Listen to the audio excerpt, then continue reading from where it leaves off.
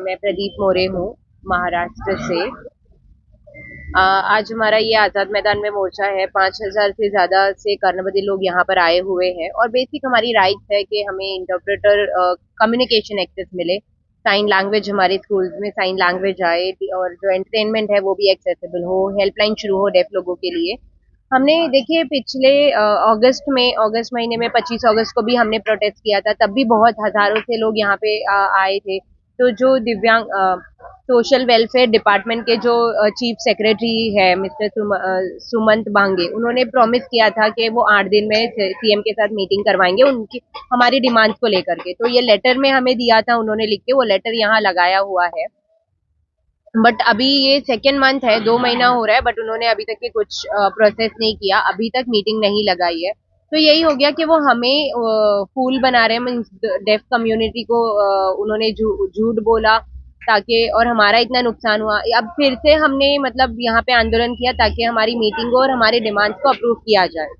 हम अभी यही चाहते हैं कि कोई नहीं, बस सीएम आए और हमारी मांगे को अप्रूव करे। हमारी एक्चुअली बहुत से डिमांड्स हैं, जिसमें मुख्य डिमांड क्या है? सबसे पहला तो है कि इन्हें कर्णबधिरों को काम मिले। जैसे कि यहाँ पे लेटर है, ये जीआर है, ये जीआर में दिया है कि प्रायोरिटी कर्णबधिर को दिया जाए। जो कर्णबधिर सीवियर डिसेबिलिटी के, मतलब 100% जो 100% जो डेफ है, उनको प्रायोरिटी दी जाए। ये जीआर है, बट इसका पालन नहीं हो रहा है। तो ये जीआर निकाला क्यों? पूजा करने के लिए सिर्फ उसको रख के क्यों निकाला उन्होंने? तो ये है कि एक कि जो जीआर है उसके ऊपर इम्प्लीमेंट किया जाए और प्रायोरिटी जो गवर्नमेंट खाते में कर्णबधिरों को जो 100% डेफ है उनको दी जाए।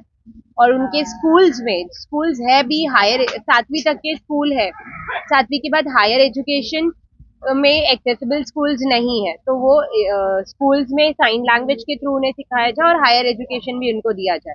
अब तीसरा ये है कि मुद्दा इम्पोर्टेंट ये है कि जब उन्हें सिखाया ही नहीं जा रहा है, तो जब इनको भर्ती निकलती है गवर्नमेंट कोटा में, वहां पे उनको एग्जाम्स दिए जाते हैं, 12वीं पास 15वीं पास चाहिए। जब गवर्नमेंट हमें एजुकेशन ही नहीं दे रहा है, तो फिर ये डिमांड क्यों कर रहे हैं? तो वो एजुकेशन की अट निकाल करके वो उनको वॉक इन इंटरव्यूज लिया जाए, ये हमारी डिमांड है। और बाकी के जो हार्ड ऑफ हियरिंग है, मीन जिनको थोड़ा बहुत, जो लोग बोल सुन सकते हैं उनको ही वो लोग काम पे लेते हैं, बट जो लोग बिल्कुल बोल और सुन नहीं सकते तो उनको प्रायोरिटी नहीं देते। ये कानून में भी है, हमारे rights of person with disabilities act 2016 में भी ये है। तो गवर्नमेंट हमारी ये सारी बेसिक मांगों को एक्सेप्ट क्यों नहीं कर रहा है? मैं परभणी से हूँ, मैं भी सोशल वर्क करता हूँ, वहाँ पे डेफ लोगों को हेल्प करता हूँ। तो मैंने देखा है कि वैकेंसीज निकलती है, डेफ लोगों के लिए भी कभी वैकेंसी निकलती है, बट वहाँ पे सिर्फ जो 40% के जो लोग होते हैं उनको ही काम पे भर्ती के लिए निकालते हैं। बट और उसमें भी 12वीं पास चाहिए, 15वीं पास चाहिए। डेफ लोगों ने इतना एजुकेशन तो किया नहीं, और ना उनको एजुकेशन साइन लैंग्वेज में मिला है। तो उनका सोच के गवर्नमेंट कभी प्लान ही नहीं कर रही है, बट इतना सारा जो लिमिटेशंस दे रही है, जबकि उनको दिया ही नहीं है। और कुछ उनको मतलब फायदा डेफ लोगों को नहीं हो रहा है। तो गवर्नमेंट ने, सरकार ने ये सोचना चाहिए और पॉलिसीज चेंज करनी चाहिए। तो ये पॉलिसीज हमारी ये डिमांड है इम्पोर्टेंट, जहाँ पे प्रायोरिटी आप 100% डेफ को दो। जैसे हम है ना, जब हमें तबीयत खराब होती है तो डॉक्टर हमारी हमें देख कर तपास करके हमें जो तबीयत खराब है उससे दवाई देता है। तो उसी तरीके से सरकार ने हमारे लिए सोचना चाहिए और हमारे लिए क्या जरूरी है उसके ऊपर ध्यान देना चाहिए। ये उनको अवेयरनेस करना है। उनको क्या लगता है कि हमें कुछ नहीं पता है? हम भी चाहते हैं कि हमारे जो डेफ लोग हैं वो 10th पास हो, वो भी डॉक्टर्स बने, कोई तो डेफ पायलट बने, कोई लॉयर बने। वो यहाँ पे है ही नहीं डेफ एजुकेशन। तो हम यही चाहते हैं कि आप जो है, जो जो सरकार है, वो जो एक्ट है rights of person with disabilities act, उसको भी समझे और अकॉर्डिंगली हमारे लिए चेंजेस वो सरकार में सिस्टम में लेकर आए। अभी ये है कि हमें, हमारे बच्चे लोगों को तकलीफ होती है, हमारा तो नुकसान हो ही गया क्योंकि हमें प्रॉपर एजुकेशन नहीं मिली। बट अभी तो हम नहीं चाहते कि जो हमारी आने वाली आगे की जनरेशन है, आने वाली जनरेशन है, वो तकलीफ में रहे हमारे जैसा। तो उनके लिए हम ये चेंज लाने के लिए हम प्लान कर रहे हैं। हमने 10-12 साल से हम लोग यही स्ट्राइक कर रहे हैं, के ऊपर आंदोलन कर रहे हैं। सरकार जो है दूसरे जो ग्रुप्स को है वो उनका डिमांड मान रही है, अप्रूव कर रही है, बट हमारे लिए कुछ नहीं कर रही है। हम 10-11 साल से यही चीजों के लिए लड़ रहे हैं, और यही मतलब हम सोच ट्राई कर रहे हैं कि ये इतना फायदा, हमें इससे फायदा हो। यहाँ पे आजाद मैदान में ऐसा है कि 5 बजे तक का टाइम है, और अभी हमारे घर मतलब यहाँ पे हमारे घर है नहीं, हम सब गांव गांव से आए हुए हैं।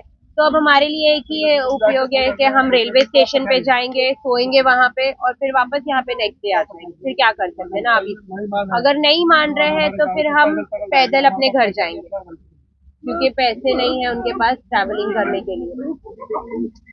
गवर्नमेंट सरकार हमारे मदद करके दे, हमारा स्टे का अरेंजमेंट करके दे, क्योंकि यहाँ पे तो अब सो नहीं सकते ना, और जाना है तो फिर गवर्नमेंट करे, सरकार।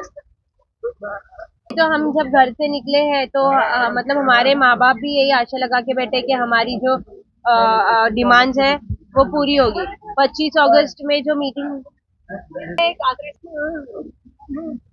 हमने यही कहा ना कि देखिए, पहली बात तो ये कानून में लिखा है कि हमारी मांगे उनको कंप्लीट करके देनी है, जो भी हमारी मांगे हैं उनको देना है।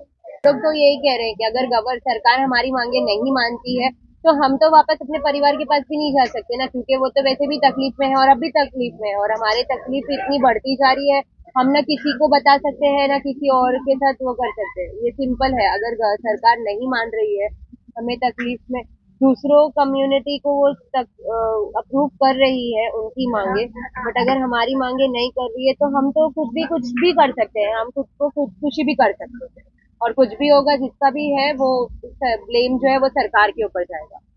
पटवारी है और वो जालना से है। देखिए, अभी मैं यहाँ पे जो कर्णबधिर महिलाएं हैं उनको लेकर के हम काम करते हैं, तो हमने बहुत सारे केसेस देखे हैं जहाँ पे वो बच्चियां स्कूल में पढ़ती है, वहाँ पे टीचर्स उनको सताते हैं, क्योंकि ये बोल सुन नहीं सकते। इवन टीचर्स धमकी देते हैं कि अगर वो गलत करते हैं टीचर्स बच्चियों के साथ में, बट अगर कोऑपरेट नहीं किया तो ये धमकी देते कि एग्जाम में फेल कर देंगे। तो मेन तो एजुकेशन उनको दिया जाए, और टीचर्स को साइन लैंग्वेज सिखाए, और उनको वुमेन टीचर्स रखी जाए, और जहाँ पे हॉस्टल में वार्डन्स वगैरह है, जहाँ मेल वार्डन्स है उनको निकाल करके वुमेन वार्डन्स को रखा जाए। क्योंकि कैसी हो जाता है, जब वो बच्चियां अपने माँ बाप को भी कुछ बोलना चाहती है तो वो बोल नहीं पाती, क्योंकि उनको उनकी भाषा नहीं आती है। तो एक रिक्वेस्ट ये भी, मतलब वो एक डिमांड ये भी है कि सारे लोगों को, इवन सरकार ये भी ट्राई करे कि सब मतलब माँ बाप को भी बोले कि थोड़ा बहुत बेसिक साइन लैंग्वेज